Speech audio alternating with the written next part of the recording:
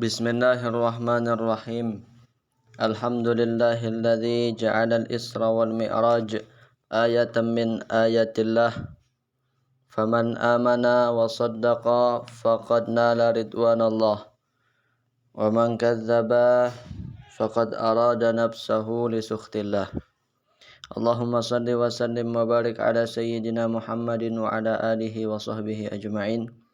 Allahumma aslih ummata Muhammadin sallallahu alaihi wasallam wa farrij an ummati Muhammadin sallallahu alaihi wasallam warham ummata Muhammadin sallallahu alaihi wasallam wanshur wahfaz wa ayyid nahdatal watani fil alamin bihaqqi Muhammadin sallallahu alaihi wasallam. Alhamdulillah, mari kita bersyukur kepada Allah Subhanahu wa taala atas segala nikmat yang telah Allah berikan kepada kita. Kemudian salawat serta salam kepada junjungan kita Nabi besar Muhammad sallallahu alaihi wasallam, begitu juga kepada keluarga, sahabat beliau sampai hari kemudian. Dan semoga kita semua mendapatkan syafaat beliau kelak di yaumil qiyamah. Allahumma salli ala sayyidina Muhammad wa alihi wa sahbihi wa sallim. Hadirin hadirat yang dimuliakan oleh Allah Subhanahu wa taala, kita masih berada di bulan Rajab, bulan yang dimuliakan dan diagungkan oleh Allah sejak dahulu. Terlebih lagi di bulan ini ada suatu peristiwa yang sangat bersejarah, yaitu peristiwa Isra Mi'rajnya Rasulullah sallallahu alaihi wasallam. Sehingga menambah juga kemuliaan yang ada pada bulan Rajab itu. Orang-orang yang memuliakan dan menghormati bulan Rajab itu insya Allah akan dimuliakan dan dihormati oleh Allah Subhanahu wa taala.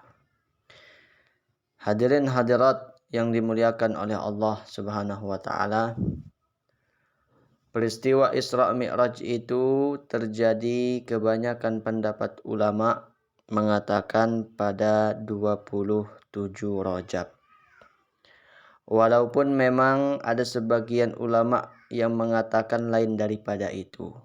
Tapi pendapat yang kuat, pendapat yang masyhur yang dipegang kebanyakan, itu peristiwa itu terjadi pada malam 27 Rajab. Nah, peristiwa Isra Mi'raj ini intinya dari awal sampai akhir merupakan pelajaran bagi kita, tauladan bagi kita, pendidikan bagi kita bagaimana menghadap kepada Allah Subhanahu wa taala itu.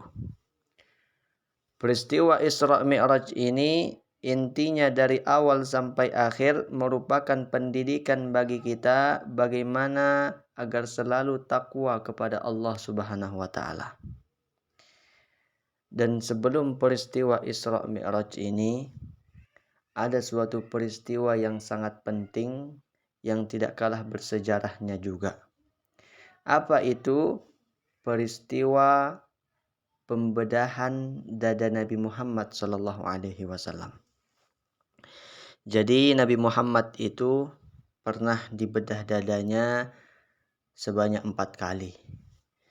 Yang pertama, ketika beliau berusia 4 tahun, dibedah dada beliau oleh malaikat Jibril.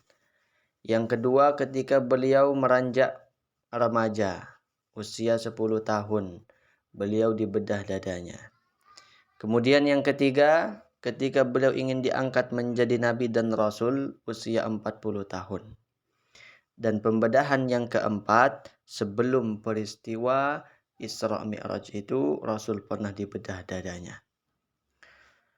Nah, dikisahkan di dalam riwayat hadis yang begitu panjang bahwa malaikat Jibril datang kemudian membedah dada Nabi Muhammad sallallahu alaihi wasallam dan dibersihkanlah hati beliau dengan air Zam-Zam. Kemudian datang dibawakan dengan bejana dari emas yang berisikan iman dan juga hikmah. Nah, dua hal inilah yang ditanamkan, yang yang dituangkan ke dada Nabi Muhammad sallallahu alaihi wasallam itu. Kemudian setelah itu ditutup kembali. Nah, inilah cikal bakal atau dasar permulaan peristiwa Isra Mi'rajnya Rasulullah sallallahu alaihi wasallam itu. Nah, hadirin hadirat yang dimuliakan oleh Allah Subhanahu wa taala, dijelaskan di dalam kitab Dalailun Nubuwah lil Imam Al-Baihaqi, setelah peristiwa pembedahan dada Nabi Muhammad itu, kemudian dibersihkan dengan air Zam-Zam, kemudian dituangkan di situ iman, dituangkan di situ hikmah. Nah, setelah itu Nabi Shallallahu alaihi wasallam siap untuk di-Isra Mi'rajkan, untuk diperjalankan beliau. Kemudian ketika perjalanan beliau dari Makkah menuju Baitul Maqdis, Palestina, di tengah perjalanannya Rasul Shallallahu alaihi wasallam berjumpa dengan perempuan tua, yang mana perempuan tua ini memanggil-manggil Nabi di perjalanannya menuju ke Palestina itu. Wahai Muhammad, wahai Muhammad. Tapi Nabi Shallallahu alaihi wasallam tidak menoleh dan tidak menyahut sedikit pun kepada perempuan tua itu. Nabi terus saja berjalan. Tidak lama kemudian di perjalanannya Nabi bertemu lagi dengan laki-laki yang memanggil-manggil Nabi, ya Muhammad, ya Muhammad.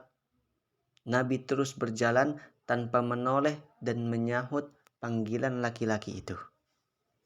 Nah, kemudian malaikat Jibril memberitahukan kepada Rasulullah sallallahu alaihi wasallam, wahai Rasul, tahukah engkau siapa perempuan tua yang memanggil-manggil ya Muhammad itu?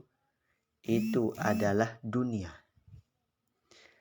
Seandainya engkau menyahut dan menoleh panggilan tadi, niscaya umatmu akan condong kepada dunia.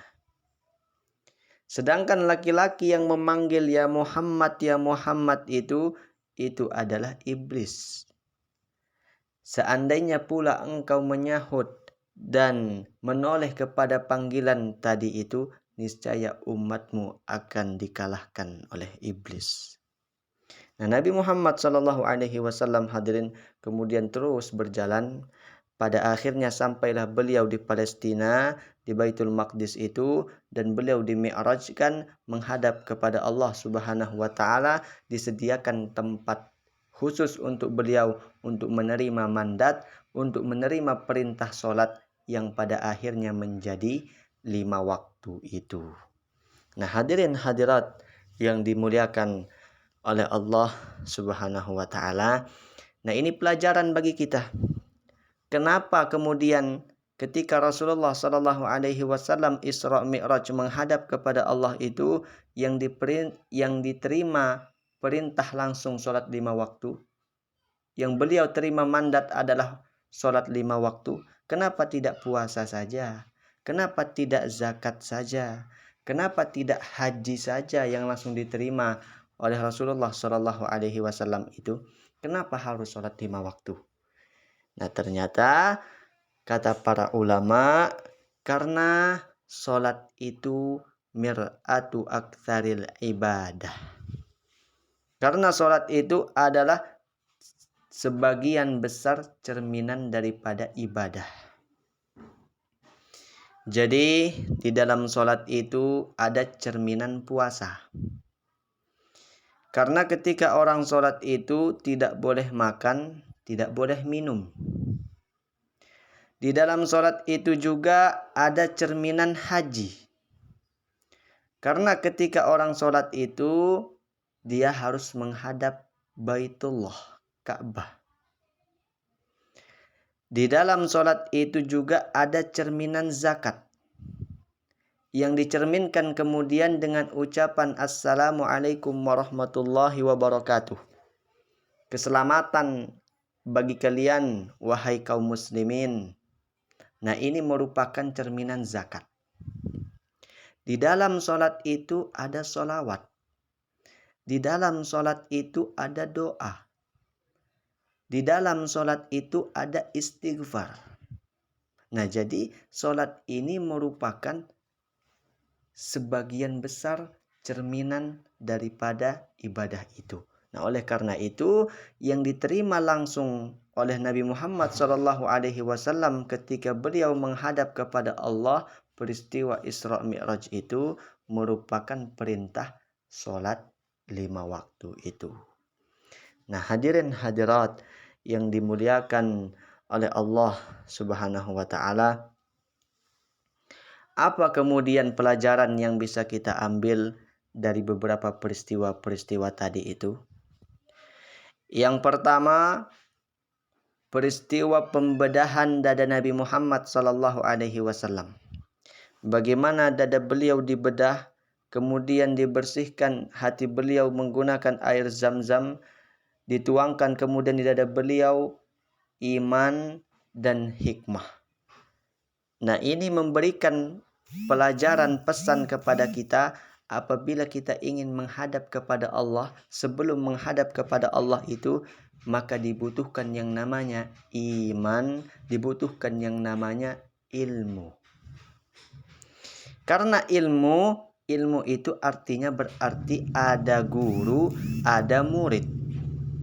Nah, Rasulullah SAW di sini disimbolkan sebagai seorang murid yang agung, sebagai seorang murid yang mulia. Sedangkan malaikat Jibril disimbolkan oleh Allah sebagai perantara antara Allah dan Rasulullah SAW. Nah, artinya bahwa apabila kita ingin beribadah kepada Allah Subhanahu wa taala, menghadap kepada Allah, maka dibutuhkan yang namanya ilmu. Dan ilmu ini tidak bisa didapatkan kecuali dengan cara belajar. Innamal ilmu bitta'allum. Ilmu itu dihasilkan dengan cara belajar. Karena ilmu ini dihasilkan dengan cara belajar, artinya ada guru, ada murid. Nah, murid itu harus patuh dan taat kepada gurunya. Lihatlah Rasulullah SAW bagaimana beliau ketika dibedah dadanya kemudian oleh malaikat Jibril, beliau tidak pernah komen, tidak pernah sedikit pun bertanya, kenapa dadaku ini dibedah? Nah, begitulah seharusnya seorang murid kepada gurunya. Apapun yang diperbuat kemudian gurunya kepada murid itu, selama tidak bertentangan dengan hukum syariat itu, maka murid itu harus patuh dan taat kepada gurunya. Nah, di sini Rasulullah SAW memberikan kita contoh bagaimana murid yang mulia, murid yang patuh, murid yang agung itu. Nah, hadirin hadirat yang dimuliakan oleh Allah Subhanahu wa taala. Kemudian malaikat Jibril alaihissalam sebagai perantara antara Allah dan Rasulnya di peristiwa Isra Mi'raj itu. Apa yang kemudian malaikat Jibril tanamkan ke dalam dada Nabi kita itu? Yang ditanamkan di situ iman dan hikmah. Nah, begitu jugalah seorang guru kepada muridnya. Hal pertama yang harus ditanamkan di dalam hati seorang murid ini adalah iman dan hikmah. Hikmah ini lebih khusus dibandingkan dengan ilmu. Kalau hikmah pasti ilmu, tapi kalau ilmu belum tentu hikmah. Ilmu yang mendekatkan kita kepada Allah Subhanahu wa taala, ilmu yang menjadikan ibadah kita diterima oleh Allah Subhanahu wa taala, nah itu juga hikmah namanya. Nah, inilah hal pertama yang ditanamkan kepada hati seorang murid itu, hikmah itu. Kemudian yang kedua ditanamkan adalah iman. Iman. Nah, apabila dua hal ini sudah tertanam pada diri seseorang itu, sudah memiliki hikmah, sudah ada iman yang kuat, sudah ada ilmu yang cukup, Nah, apapun kemudian nanti yang menghalangi untuk menghadap kepada Allah Subhanahu wa taala itu insya Allah bisa dilewati dengan selamat itu. Sebagaimana pelajaran kisah Rasulullah Shallallahu alaihi wasallam ketika beliau dihalangi oleh dunia yang pertama, kemudian oleh iblis. Karena yang menghalangi kita untuk menghadap kepada Allah itu yang pertama adalah dunia. Bagaimana Rasulullah Shallallahu alaihi wasallam dipanggil-panggil, wahai Muhammad dipanggil oleh dunia, beliau tidak menoleh sedikit pun. Beliau tidak menyahut sedikit pun. Nah, ini memberikan kita pelajaran bahwa apabila ingin menjadi hamba Allah yang baik, apabila ingin menjadi hamba Allah yang taat, maka ketika dunia itu memanggil, kita tidak perlu tergoda dengan panggilan godaan dunia itu. Bagaimana caranya agar kita ini tidak tergoda dengan panggilan dunia dan semacamnya itu? Nah, di sini dibutuhkan yang namanya modal iman, modal ilmu, modal hikmah itu. Nah, hadirin hadirat yang dimuliakan oleh Allah Subhanahu wa taala, seseorang itu ketika ingin beribadah kepada Allah dengan istiqomah itu tidak mudah. Tidak mudah seseorang itu ketika ingin beribadah kepada Allah dengan istiqomah. Kalau misalkan ingin menuntut ilmu seminggu mungkin bisa istiqomah. Tapi kalau ini terus menerus dilakukan, nah baru kelihatan namanya susahnya, baru kelihatan namanya pahitnya itu. Karena ada saja yang menghalangi. Yang menghalangi apa? Yang pertama adalah dunia itu. Nah, bagaimana hikmah kemudian memberikan kita pelajaran agar kita bisa lulus dalam menghadapi godaan-godaan dunia itu. Misalnya, kita ini mau sholat, tapi seringkali ada saja yang mengganggu. Pekerjaan lah, ada teman lah, akhirnya nggak jadi, ditunda, bahkan bisa jadi sampai nggak jadi. Nauzubillah. Seringkali kita ini ingin membaca Al-Quran, tapi ada saja yang mengganggu. Hal inilah dalam dunia lah. Nah, ini pertanda bahwa kurangnya iman, kurangnya hikmah itu. Nah, hadirin hadirat yang dimuliakan oleh Allah Subhanahu wa taala, para ulama kemudian mengajarkan kepada kita bagaimana ketika menghadap kepada Allah, kemudian dunia ini datang memanggil, datang menggoda kita. Maka kita jawab dengan hikmah. Kita jawab dengan ilmu, dengan keyakinan benar-benar yakin. Kita jawab di dalam hati kita itu. Ketika dunia ini memanggil dengan godaannya, kita jawab, wahai dunia, engkau tidak perlu menggoda-goda aku. Engkau tidak perlu memanggil-manggil aku, wahai dunia. Godaan apapun itu. Karena ma qaddara li fahuwa yasilu ilayya. Apa yang sudah ditakdirkan untukku pasti akan aku dapatkan. Nah, kita seringkali dihadapkan ketika kita ingin sholat, tapi ada lagi pekerjaan yang lain, ada lagi urusan yang lain. Kalau aku tinggalkan urusan ini demi sholatku nanti. Kalau aku tinggalkan orang ini nanti aku nggak jadi dapat uang, nggak jadi punya pekerjaan dan lain sebagainya. Akhirnya sholatnya dipertaruhkan, tidak jadi. Mementingkan dunia itu. Nah, apabila kita dihadapkan dengan seperti itu, maka kita jawab godaan. Kita yakini di dalam hati kita godaan dunia yang seperti itu. Ma quddirali fahuwali. Apa yang sudah menjadi takdirku akan aku dapatkan. Wa ma lam yuqaddir li wa ma yasilu ilayya. Dan apa yang tidak ditakdirkan untukku itu tidak akan sampai kepadaku itu.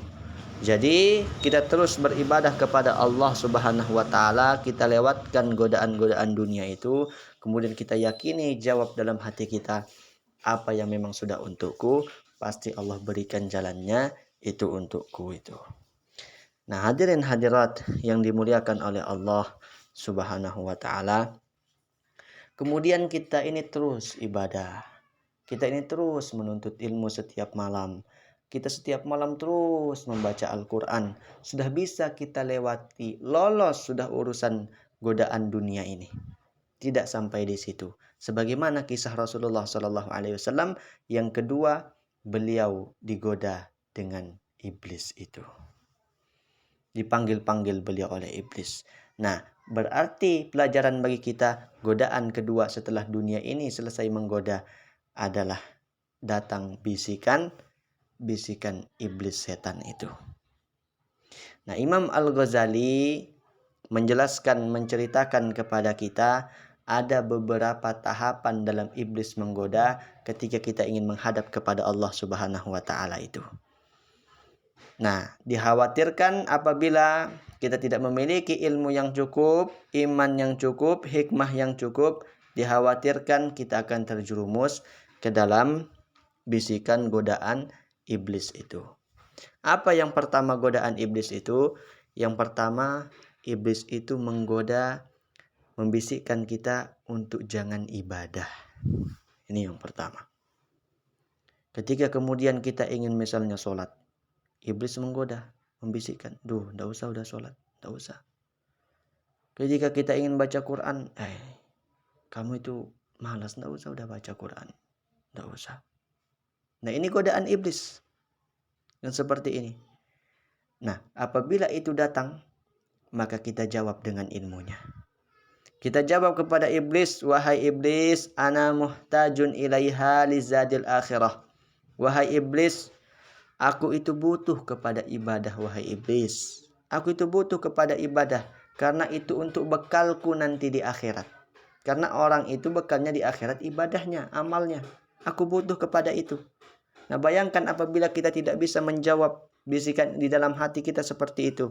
Ketika kemudian iblis ini menggoda, waduh, kamu nggak usah udah nuntut ilmu. Coba lihat si Anu. Coba lihat itu temanmu. Dia nggak nuntut ilmu, kaya juga. Kamu nggak usah udah rajin-rajin. Untuk apa? Itu si Anu sebelah tetanggamu nggak gitu, pangkatnya tinggi juga. Kamu ini nuntut ilmu, belum tentu juga seperti mereka.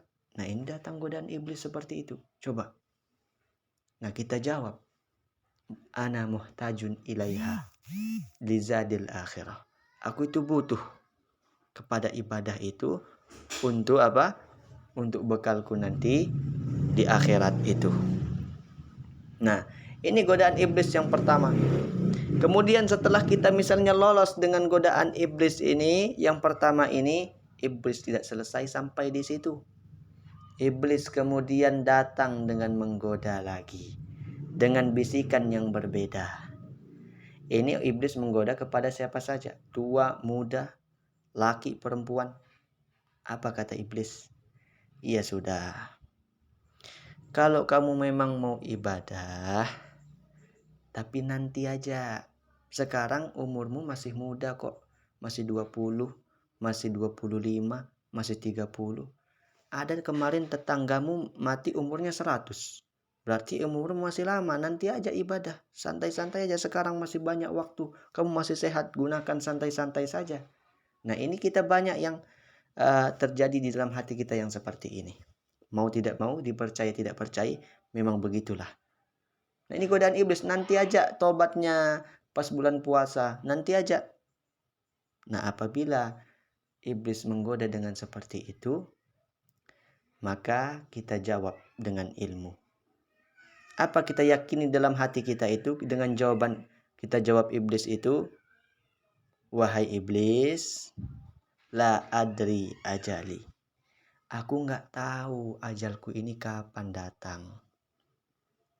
Mungkin oke, niatanku mungkin ingin berubah nanti. Tapi aku khawatir keduluan ajalku yang datang. Memang benar ada yang mati sampai 100, sampai 70. Tapi kemarin juga tetanggaku ada yang mati umur 15, ada yang mati umur 20. Nah, aku khawatir kalau umurku ini tidak sempat. untuk aku berubah. Nah, inilah pentingnya ilmu itu. Inilah pentingnya ilmu itu. Karena ilmu itu tidak bisa diwariskan. Bukan berarti bapaknya kiai kemudian turun ke anaknya. Bukan berarti begitu kalau ilmu, beda sama harta warisan. Kalau harta warisan bapaknya kaya bisa jadi anaknya kaya karena namanya warisan. Ada warisan di situ. Tapi kalau ilmu, innamal ilmu bitta'allum. Ilmu itu diperoleh dengan cara belajar. Dan belajar itu tidak ada batas. 60 belum berhenti belajar berarti. Minal mahdi ilal lahdi. Nah, ini perlunya ilmu untuk menjawab bisikan godaan iblis itu. Nah, hadirin hadirat yang dimuliakan oleh Allah Subhanahu wa taala, sampai di situ iblis belum selesai. Ketika kita kemudian sanggup melawan godaan seperti itu, iblis datang menggoda dengan bisikan yang berbeda. Apa kata iblis kemudian dengan bisikannya lagi? Ya sudah, kalau kamu mau ibadah, tapi ajil bil ibadah. Cepat-cepat ibadah. Cepat-cepat aja ibadah. Ini iblis menyuruh seperti ini karena biasanya ibadah yang cepat-cepat itu nggak sah. Banyak nggak sahnya, nggak karuan, nggak ada hasilnya. Wudhu cepat-cepat, sholat cepat-cepat. Nah, ini maksud iblis menyuruh kita cepat-cepat itu. Supaya ibadahnya itu banyak kurangnya. Nah, apabila iblis menggoda seperti itu, kita jawab dengan hikmah, kita jawab di dalam hati kita dengan ilmu, dengan keyakinan itu. Apa kita bilang? Wahai iblis, al-qalil ma'at tamam khairun minal kathir ma'an nuqsan. Sedikit tapi sempurna itu lebih bagus, wahai iblis, daripada banyak tapi banyak kurangnya. Kayak kita membaca Al-Quran, Bismillahirrahmanirrahim, kemudian dibaca pelan-pelan sambil direnungi maknanya, dilihat terjemahnya kalau bisa, ditadaburkan. Nah, itu lebih baik dibandingkan dengan cepat tapi banyak salahnya.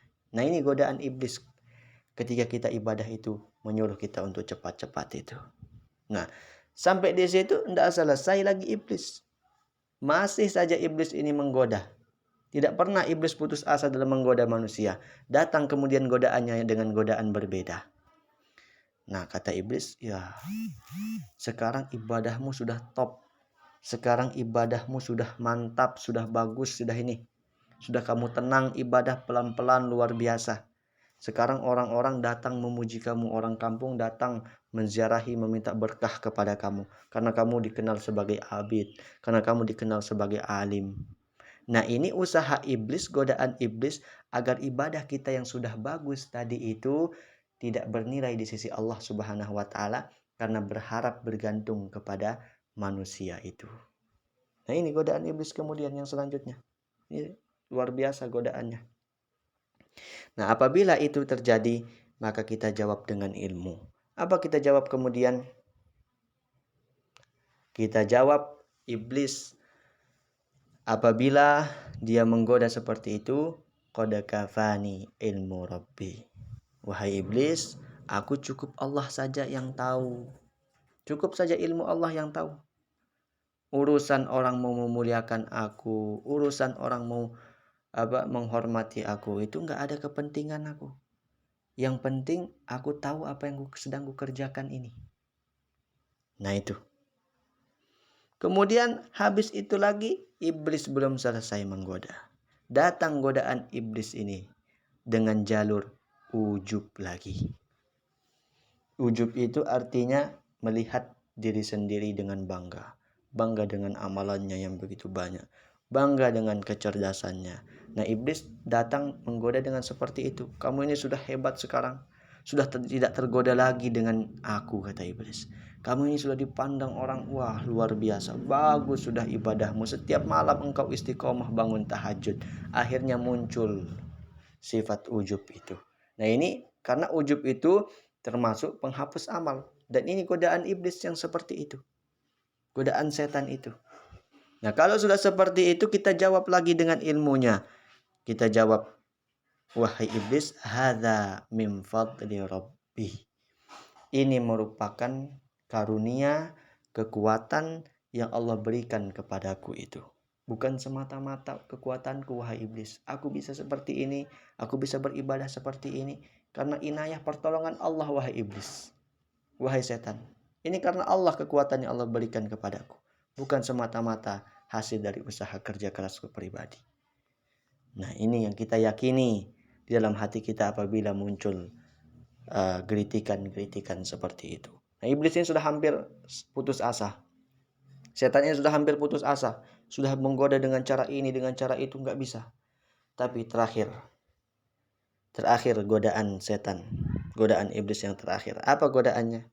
Ketika semua ibadah kita sudah bagus. Nah, iblis kemudian datang menggoda.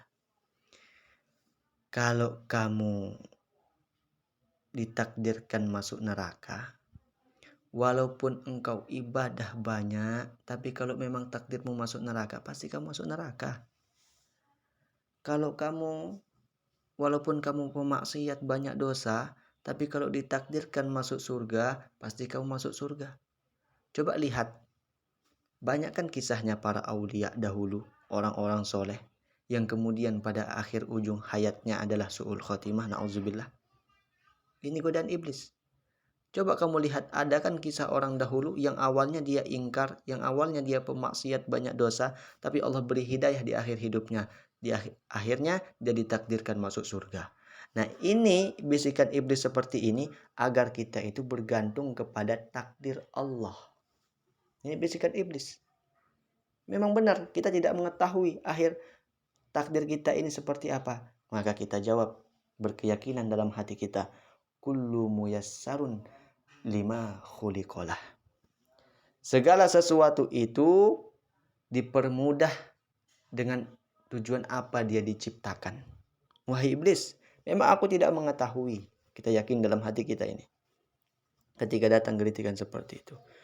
Memang saya tidak mengetahui akhir hidup saya ini, akhir takdir saya ini. Apakah saya ditakdirkan masuk surga atau masuk neraka? Tapi kullu muyassarun lima khuliqalah. Segala sesuatu itu akan dipermudah untuk apa kemudian tujuannya dia ciptakan. Kalau mungkin aku ini sekarang sedang ibadah, rajin ibadah, barangkali aku ditakdirkan masuk surga karena tandanya aku mudah untuk ibadah. Apabila seseorang itu mudah melakukan maksiat dosa, barangkali itu pertanda dia untuk masuk neraka. Karena kullu muyassarun lima khuliqalah. Nah, itu kita jawab kepada iblis dengan godaannya yang terakhir itu.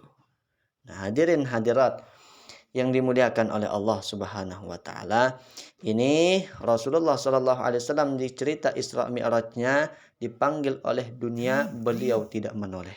Kemudian beliau dipanggil oleh iblis, beliau juga tidak menoleh. Pada akhirnya beliau menghadap kepada Allah Subhanahu wa taala dengan modal iman, dengan modal hikmah ilmu itu.